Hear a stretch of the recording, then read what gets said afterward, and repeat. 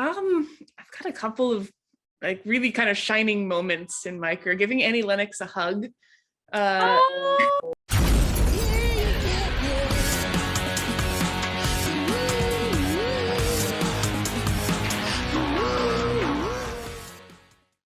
Hey, this is Party Like a Rockstar podcast, and I'm your host, Joel.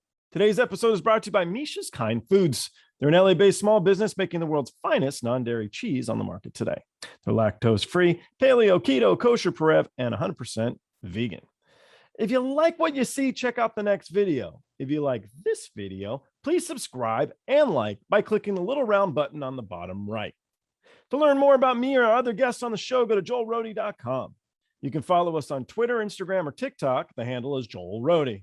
If you haven't already read my book, Memoir of a Roadie, it's now available through Amazon and paperback Kindle or as an audiobook. I hope you enjoy the show. Olivia Sebesky is a multimedia art director and motion graphics designer specializing in live entertainment.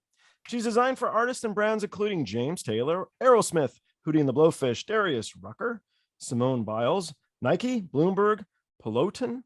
Did I say it right? Peloton. Peloton. I asked before I started. I got it wrong still. Peloton, Soho House, TEDTalks, New York Fashion Week, MDLBeast Soundstorm. Olivia was chosen as one of Live Design's 30 Under 30. And most recently, her work was featured in Like a Woman, a documentary about women who are breaking barriers working in male-dominated professions. Kerstin Larissa Hovland is a post-disciplinary artist specializing in pixels, programming, and light for music and performance. She has served as adjunct faculty in both the Video for Performance and Art for Technology programs at California Institute of the Arts. Hovland is a co-founder and principal artist at Electronic Countermeasures, an LA-based firm specializing in immersive experiences and environments of all shapes, sizes, and mediums. She's worked with the Foo Fighters, Beck, the 1975, Alt J, and Paul McCartney. Colleen Wittenberg is a disguise programmer and operator and an LED technician. She's worked for John Mayer, U2, Aerosmith, Carrie Underwood. I got her name wrong. We'll have to go back because one of my favorites there. You get poor Carrie Underwood, Smashing Pumpkins, the Rolling Stones, Paul McCartney, Coldplay, and Janet Jackson. So, which one is our favorite CD other than Olivia's CD?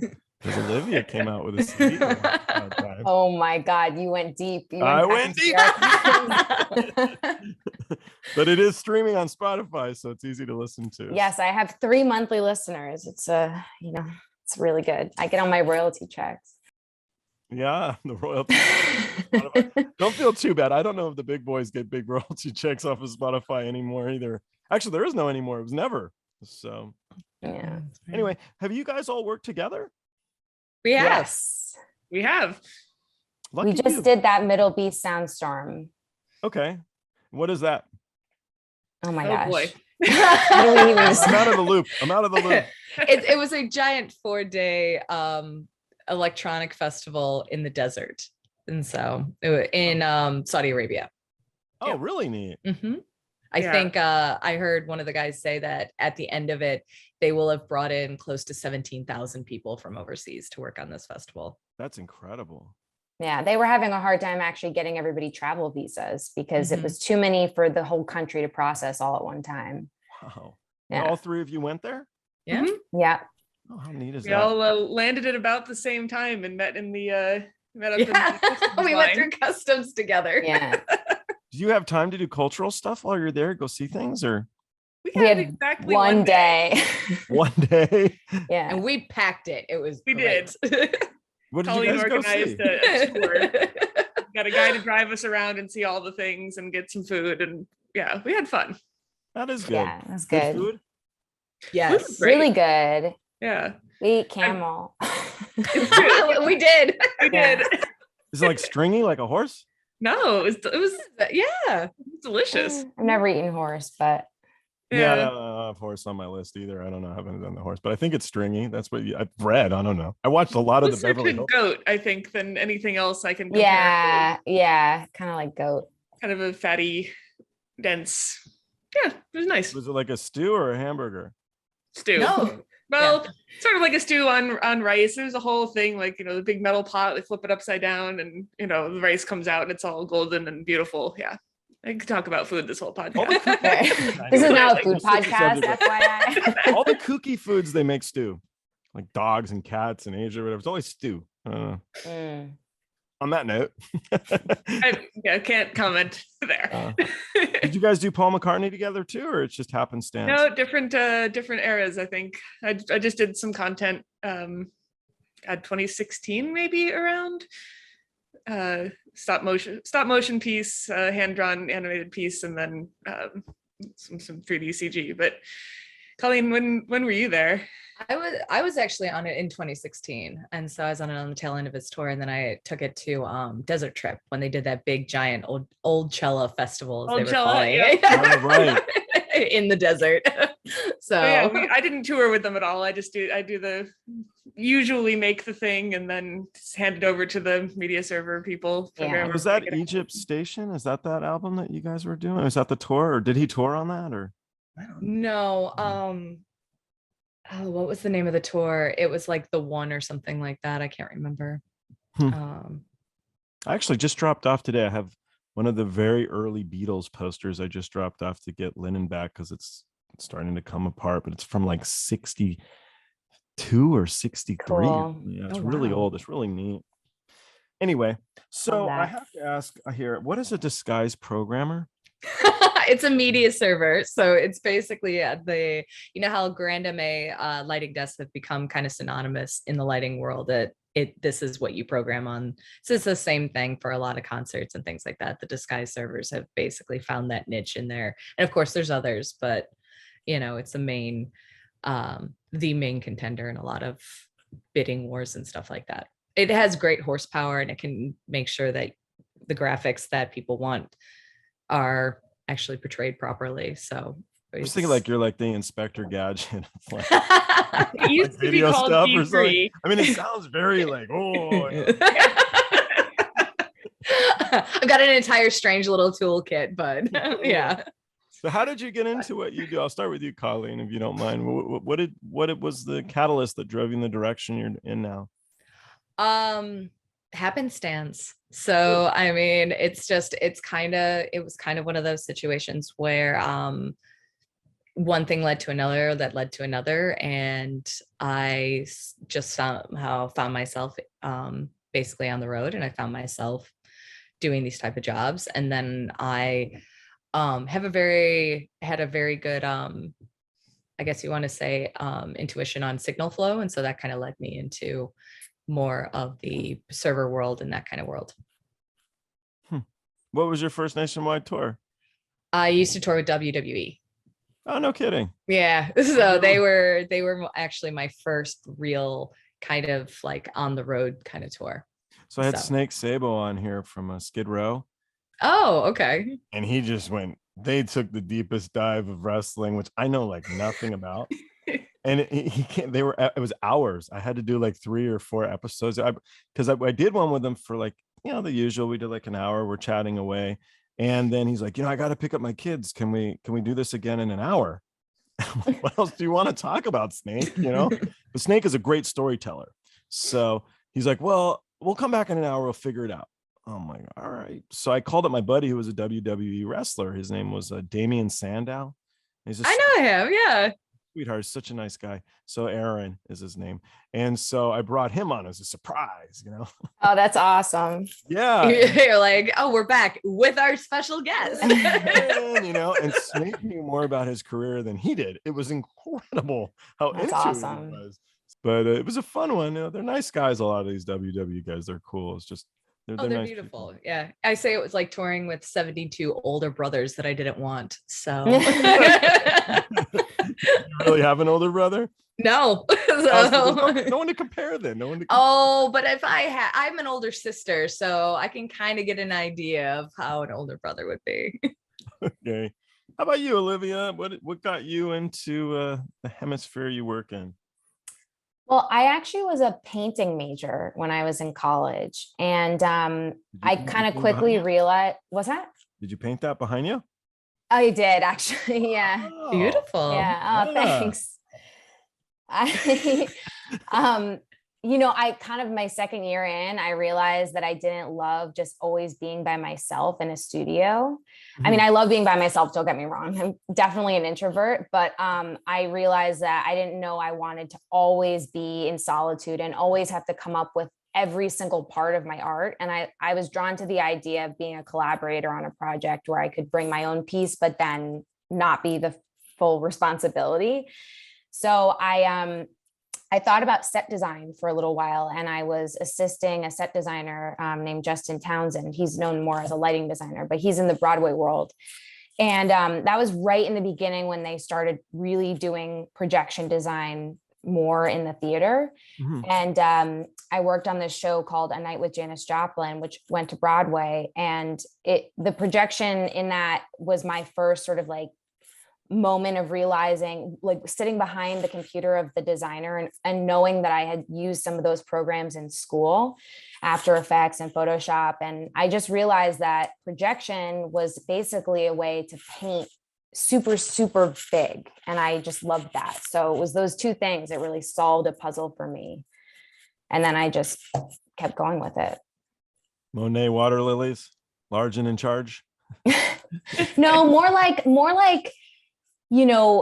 simple gestures. I mean, I'm a contemporary art nerd. I love modern art. And so, but when you really think about, like even something as simple as, not simple, like something like a Rothko or, like a big painting that has beautiful washes of color, the amount of paint, resources, time that it actually takes to even experiment on that kind of a scale, that annoyed me. Like I like to be able to just throw something up and see if it works. So that's what I love about video projection, that you can make a simple gesture, but because it's so big, it has a particular impact that you just wouldn't have on a smaller scale. Do you paint on canvas anymore or not lately? I do. It's just, I have so little time these days, but during the pandemic, I really leaned into it since we were all, trying to figure out what we were going to do. So you were dabbling in creative stuff always. You had your music, and then you're you're just trying to, I guess, find your path, but you wanted creativity.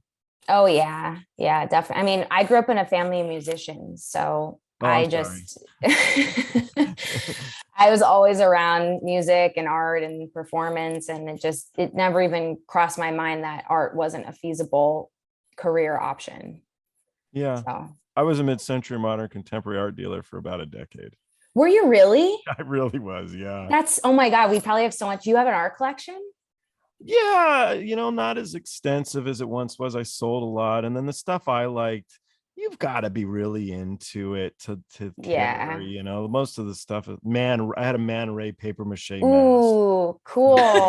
You're an art I love dork, Man Ray. Wow, but most people be like, who's that? Like, no, I feel like Kerstin and I are probably like, oh, Man Ray is like amazing for all the like photograms and all that stuff that he did. Like a lot of my early experiments with video design, I was looking at that as a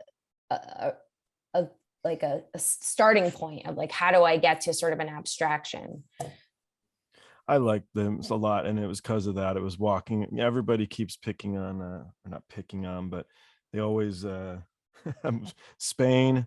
What is it? Everybody taught that's the artist that everybody brings up. Not Picasso, but Salvador Dali. Everybody, Salvador Dali. Like, oh God, there's other people. Yeah, there's other people. Yeah. So yeah, it was a good career. I liked it, and then I got into memorabilia a bit after that. But memorabilia was interesting because they didn't really care where you got it and what you paid for it. They want it. Right. So with art, you can quickly look up and see where I got it and what I paid for it, which is great for provenance. But the second side of it is, why are you charging me double? Who the hell are you? Right. Wait for the next Chagall, thanks. And so it's a tough career. You have smaller margins. Oh, totally. I mean, I know actually a lot more about that than you think. My first job was working at a contemporary art gallery. Actually, I worked for a gallery called Samson in Boston for 5 years, and still have a relationship with those artists. Yeah.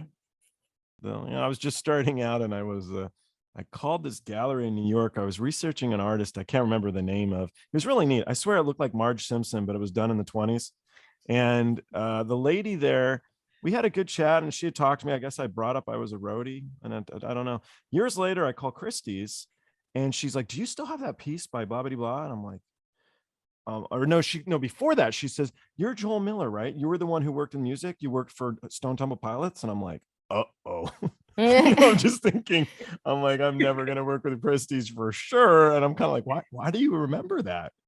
And she's like, "Oh, I remember everything, hon." And I'm like, "What?" I'm like, "I feel bad for your husband." She's all, "And you damn well should too, because when he gets home, I'm throwing him a whooping tonight. You wouldn't believe it." He did. And she just goes on this tangent. In the meantime, You're I like, can sign the piece to Christie's with her, and I am. It's cool. yeah, it was really funny. So people's Nice. memories, but she's like, "Yeah, it was cool, but it was, I can't think of the artist's name, but he's neat. If I can think of it, you guys should look him up, because it's just very early on for such a different look and design. Very interesting cats." So anyhow, Cool. Kerstin, definitely not last least, but amaze us with what you do, what got you going. Got me. So origin story, I started in computer engineering, actually.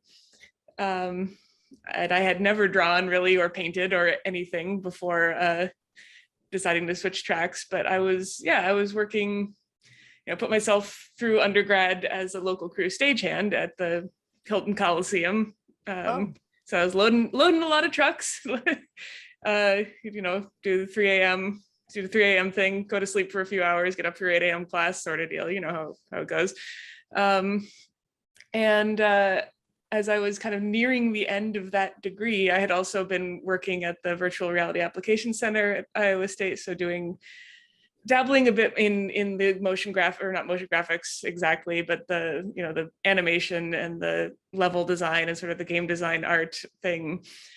So I kind of taking some classes alongside of that in art to try and find that balance somewhere where I would be useful there. But as I was getting a little older and wiser and figuring out what I was doing, I was realizing that the only places I was getting hired, and indeed all of the research projects that I was doing, was actually, they're all defense projects, especially specifically drone stuff. So they pay on time is what we're getting at? They do, and they pay fairly well.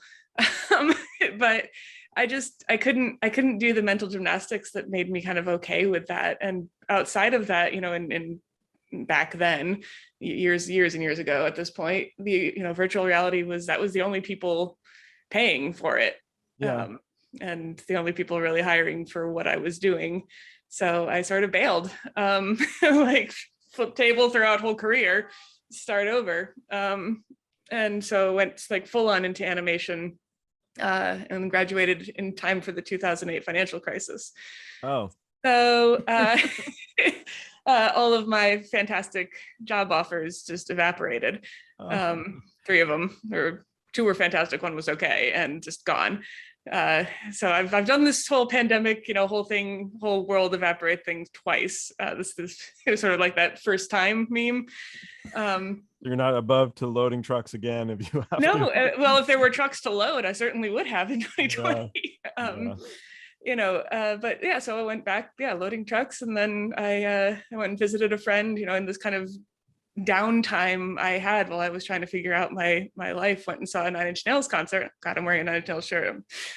Anyway, but it was Lights in the Sky, and it had all this audio reactive and sound reactive, touch reactive, all this like light reactive programming in it. So it was all this sort of interactive animation, interactive video.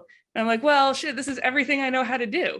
Like, I'm already dealing with human computer interaction, and I've got this whole degree mostly in computer science and computer engineering, and I've got this whole degree in animation and video, and I've got the aesthetic, plus I've loaded trucks for the last 10 years.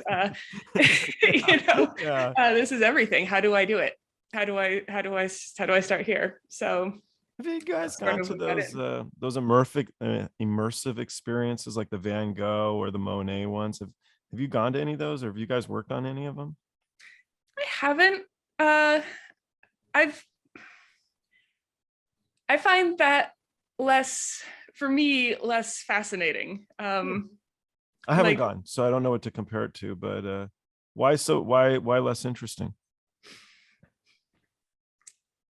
Well, I mean, for me, and I know a lot of people, this isn't, I'm old and jaded and we've done a lot of projection. Like, it's just a lot of projection in a big empty warehouse, and it's not very bright and it's not very saturated. And it doesn't, to me, feel like the pictures I see of even the professionally taken ones that they've definitely edited feel like the experience of being in the painting. It's sort of, it's like the Damien Hirst of contemporary art. It's just not that good. yeah. Well, and I don't want to say that because I know it's a lot of work, but like for me, that experience, the experience of seeing the paintings by Van Gogh. I did go to a Van Gogh exhibit at the what's that museum in Pasadena? Norton Simon. Norton Simon's a great museum. It's just it was just all of his paintings of nighttime, all in one gallery, and it was incredible. And they're all this big, they're these little studies. And it was like what you're talking about, Olivia. And I'm realizing as I'm saying this, it's not a cut on like make it bigger. It's more interesting. But there was something very gripping about the actual medium that it was in. And the light and the reflecting versus the light emissive versus all this stuff for like to see the Van Gogh exhibit, and especially in the pandemic with its little circles on the floor that you go stand in. Mm-hmm. For some people that's incredible, and that's how they, it brings the art to life for them. And I think that's great. Like, but for me, it feels washed out and commercial. And, that Norton Simon exhibit was. See, I think the commercials exactly. That's the word.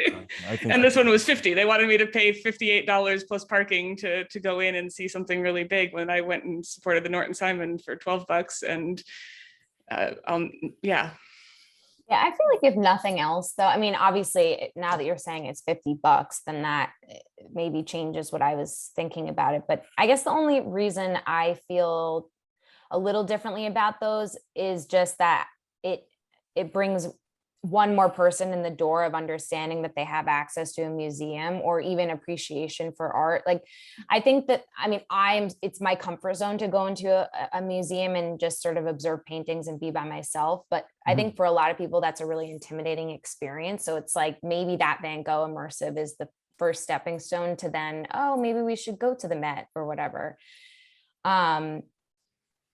I just designed over the pandemic, actually, I designed a piece for this brand new contemporary art museum in St. Petersburg, Florida. And it's pretty much like the closest you could get to something like that. It's a super wide, super large 6-minute projection piece that just creates the whole atmosphere for the room. But the mission of that place is that the tickets are really cheap, and it's in a community that is underserved in terms of cultural access. So I guess maybe I connected those two, but maybe it doesn't apply if it's so expensive to go. Then it's like, well, then it's just rich people who could go to the museum who just go to see the Van Gogh. I don't know. Well, things will change maybe. I know they're going to continue to be more popular. Those exhibits are doing really well. Mm-hmm. Well, at $65 a pop or whatever, they probly really look up what it actually is. Yeah, that's really the price. Then they'll get probably it. Groupon it. Yeah. Any of you guys have any hiccups that you would? So usually I'll ask these guys, what venues have you worked at where you're kind of like, I can't believe I'm here. It's terrible. Cosmo, obviously. We talked about Cosmo Wilson a little bit. Somebody wanted to come on Cosmo, and I vetoed it. Instead, I brought on 3 people. But you guys have any hiccups that come to mind, maybe as you were creating things that developed into something else that might have been maybe off the cusp, like a good thing, where you're kind of like, wow, that actually looks kind of neat, maybe I'll stick with it? Or anything that you guys can think of like that? A happy accident? Maybe happy accident, or you could talk about a problematic rock star. People love that crap. Oh boy. Colleen Do you guys and know I who Steven Tyler is? Yeah. Yeah, but Colleen and I went through hell in 2019. I don't. No. No, he's Yeah, no, he doesn't know. He's so my girlfriend's name is Aron Brady. So when he was married to her, it was like, oh. I think he got divorced from her, though. He did. Anyway. Yeah, I think his personal assistant / girlfriend, I thought her name was Laura, but I could be wrong. Did he like So- the stuff you guys put together? Yeah. He loved the content. Yeah. No, I was also his video director. So I mean, there's very few things in the world that is more embarrassing than having your lead singer call you by name from the stage. So when he's decided he doesn't like something, and that's Mr. Tyler. So he doesn't even march to his own drummer. He marches to his own different marching band. It's just, Yeah, I've had a lot of Aerosmith people on here, a lot of the crews and stuff, and that's because the turnover is so high. It's kind of one of those, like, you have to like do Aerosmith, like, so you have that war stories. You're not allowed to be a real roadie until you've like dealt with that kind of thing. It was like, here's your suit. Oh, you've gone through Aerosmith. Here's your new Dakota ring. Welcome to the club. So, all right. but no, So it was fun. when I was first putting this together, I'm in my mid 40s now. And so a lot of my friends have kids, and my friend's daughter is in 5th grade, and she was with her little friends, and collectively they came up with a question that they said I should ask every guest. It's actually proven to be a really good one. And so my question to each of you is, when did you first feel famous? Now, if fame is not a road you want to go down in answering the question, that's totally fine. Remember, this was little kids. But when was there a time in your career that was a catalyst to the next level? When was there a moment that you'd like to cherish? What would you say each of you would choose? Oh man. I actually, the rose and thorns so far of my career actually was that Aerosmith show. The thorn meaning that it was just really, really hard work and really long hours and stressful and chaotic. But the rose of it was the first opportunity for me to really lean into my style as an artist for a concert. And what I built most specifically for that was this 35-minute pre-show that played in lieu of an opening act. And that entire 35-minute film was composed of a lot of archival stuff, but it was basically entirely art directed and animated by me. Not basically, it was entirely art directed and animated by me. And I really felt proud of it as a piece. Like, I kind of went into the room being like, even if we make so many changes and we don't keep this, I'm so proud of this piece. And I remember we showed it to the band. We had kind of a screening for them so they could see it. And I'm so nervous as they're watching. I'm just like, oh my God, I'm going to hear that they need to change this, notes, whatever. And when the piece finished, all the band members got up and turned around and gave me a round of applause. Hey. And that was like the most generous thing. I recognized in that moment of just how lucky I was to have that recognition and, that appreciation. So I'll definitely remember that one. Did you get it? Let's hear it for Amy. No, I think they did call me by my right name at that moment, but yeah, it was really cool. Really, it is really cool. That's great. Just to interject, that piece was really amazing. It was Thanks. Beautifully done. So it was a very huge highlight of that show. Can we find that kind of stuff online, or is it owned by the band and they keep it under wraps, or how does that work? I'm sure it's online somewhere. I'm sure somebody has put it online. I have some samples on my website, but not a full, obviously not a full strung out. That's obviously the rights of the band. Yeah. You'll have to come. I guess the residency is going back up in Vegas. So in June? You can go back to Vegas and see it. There you go. There you go. If you could say hi to Cosmo. Yeah, I would. He'll be there. Yeah. Yeah, I would. I like Cosmo. What's not to like? I wore my Hawaiian shirt when he came on. Nice. Yeah, I had to. He's the best. Yeah, he's a sweetheart. He's a good I love the fact that he used to own 365 Hawaiian shirts. One for yeah, he told me about that one. So I was like, he owns Cosmo.com. What? Yeah. Has anybody ever tried to buy it from him? It's a huge story. Ask him about it. It's crazy. Oh Cosmopolitan obviously wanted it.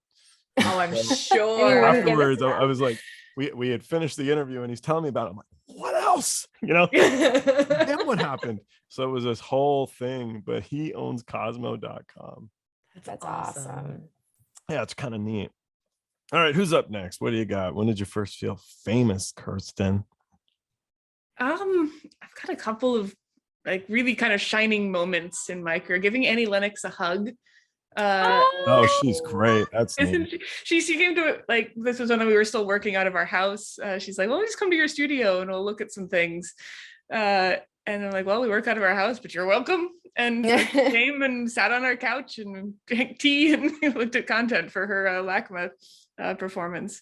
But really, look, the VMAs last year, working for the Foo Fighters, I did their three song medley kind of as they were getting the Icon Award, and I did this it was a massive stage, like two sides, like an A and a B stage, this big moon man that's projected on a flag, it's also projected on, and it's just LED floor, LED everywhere, and we dug through the archives, and in contact with all of the various MTV and all of that, and put together this moving collage of all of their music videos and tapes of performances they'd done through the years, and just hundreds and hundreds of images. It took a lot to put together. Of course, it had to happen fast because nothing ever is enough lead time with a thing like that. But watching them, because I was actually at the VMAs working in kind of a different capacity too, watching them stand on stage the first time,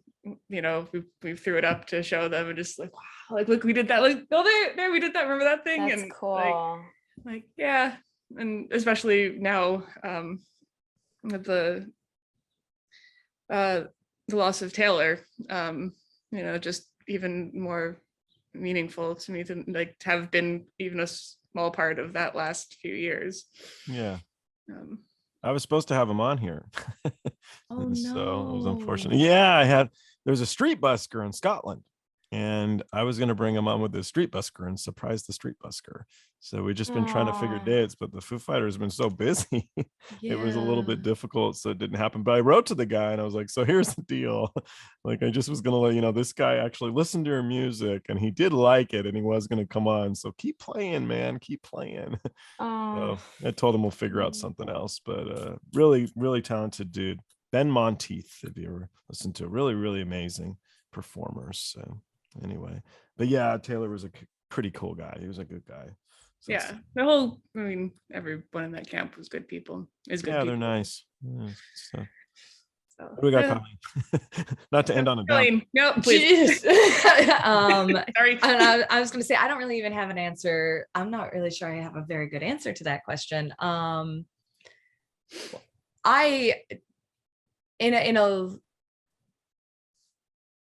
This is not supposed to sound in any way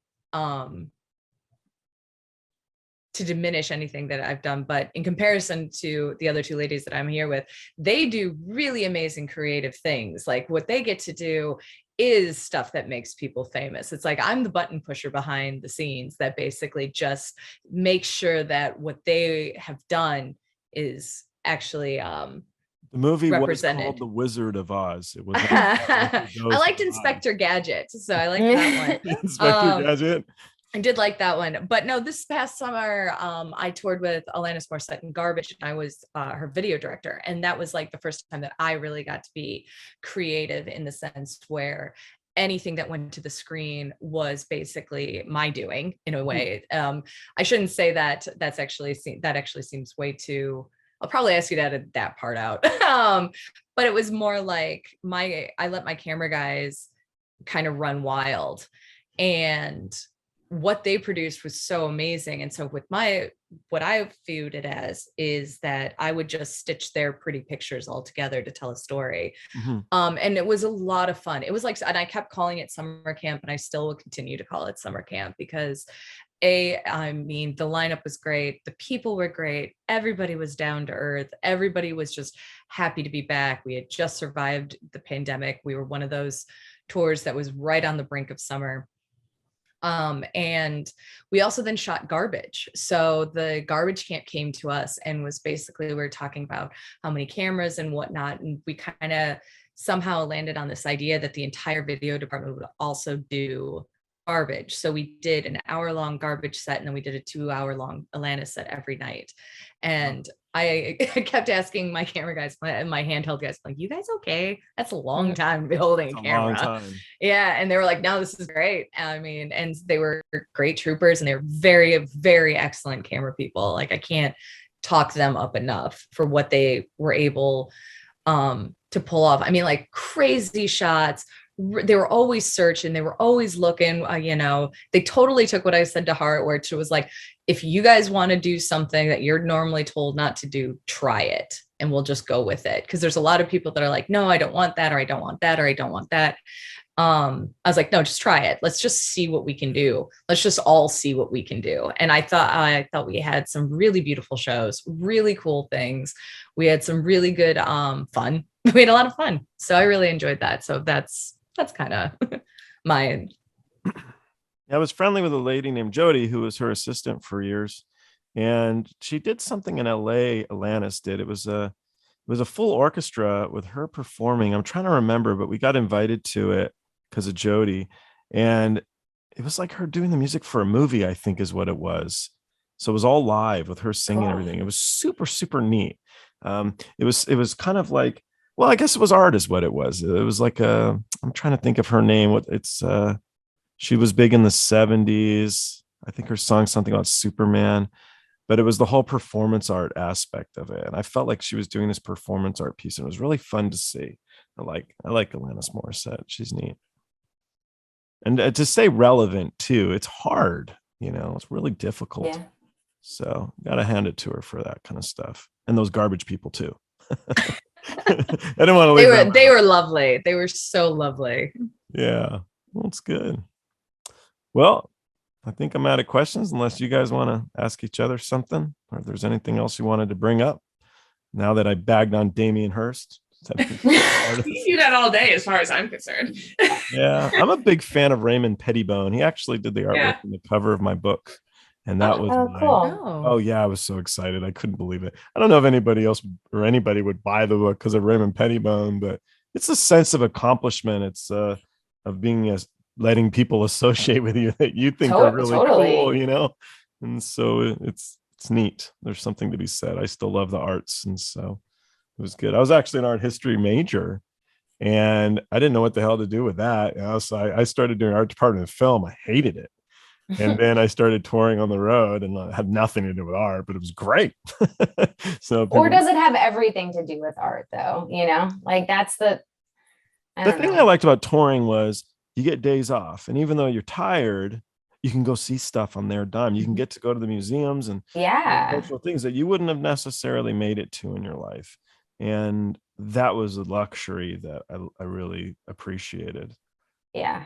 That was good. I love that too. A day off in the city. I mean, it's so rare that you have a day off that you don't have to do 1,000 edits. But when you do have that day, and then you're able to go to, whatever art museum is there, it's really special, really cool. That's pretty good. Yeah. Well, thank you ever so much. I look forward to talking to you guys all again. And if you ever need anything, yell at me. For having us. Yeah, thank you for having us. For sure.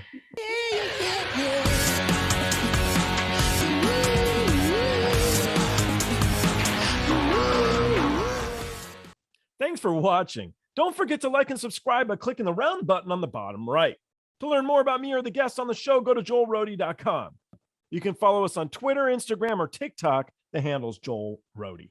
And don't forget, when you party like a rock star, don't be a dick.